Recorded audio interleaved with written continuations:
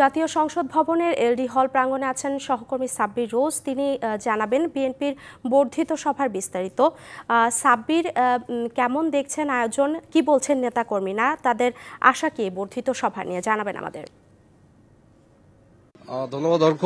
আপনি জানেন দীর্ঘ 7 বছর পর বিএনপির এই বর্ধিত সভা অনুষ্ঠিত হতে যাচ্ছে এবং নির্বাচনকে সামনে রেখে দলের সর্বস্তরের নেতাকর্মী একদম মহানগর থেকে শুরু করে তৃণমূল পর্যন্ত, আহ্বায়ক সদস্য সচিব থেকে শুরু করে প্রতিনিধিদের বিএনপির পক্ষ থেকে এই বর্ধিত সভায় আমন্ত্রণ জানানো হয়েছে এবং এই বর্ধিত সভায় স্বাগত বক্তব্য রাখবেন ভারপ্রাপ্ত চেয়ারম্যান তারেক রহমান। এবং নেতাকর্মীরা যেটি প্রত্যাশা করছে যে এই নির্বাচনকে সামনে রেখে একটি দিক নির্দেশনামূলক বা নির্দেশনা তারা এইখান থেকে প্রত্যাশা করছেন। এবং সকাল থেকে আমরা এসে দেখছি সারা দেশের বিভিন্ন প্রান্ত থেকে নেতাকর্মীরা আসতে শুরু করেছেন।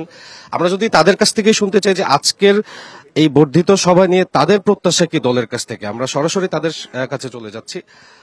আচ্ছা, আপনাদের তো দীর্ঘ বছর পরে এরকম একটি আয়োজন, তো আপনারা কি আশা করছেন যে এখান থেকে কি মেসেজ পাবেন আপনারা?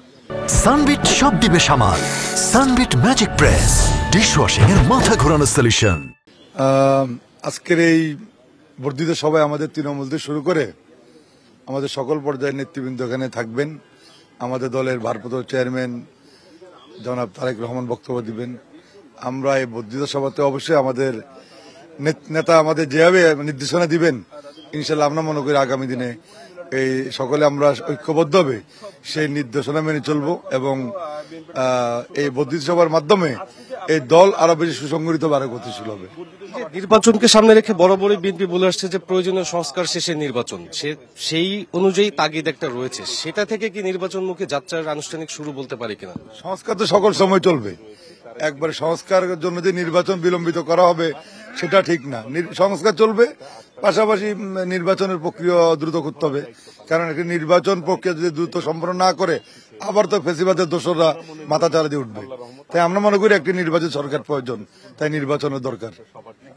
আপনাকে অর্ঘ, আপনি শুনছিলেন যে সারা দেশের বিএনপি নেতাকর্মীর মধ্যে তারা একটি সুসজ্জিত ঐক্য আশা করছে নির্বাচনকে সামনে রেখে। তো সারা দেশ থেকে আসতে শুরু করেছেন। আনুষ্ঠানিকভাবে এই বর্ধিত সভা শুরু হবে সকাল 10টা থেকে। অর্ঘ, এই ছিল আপাতত আমার কাছে সর্বশেষ।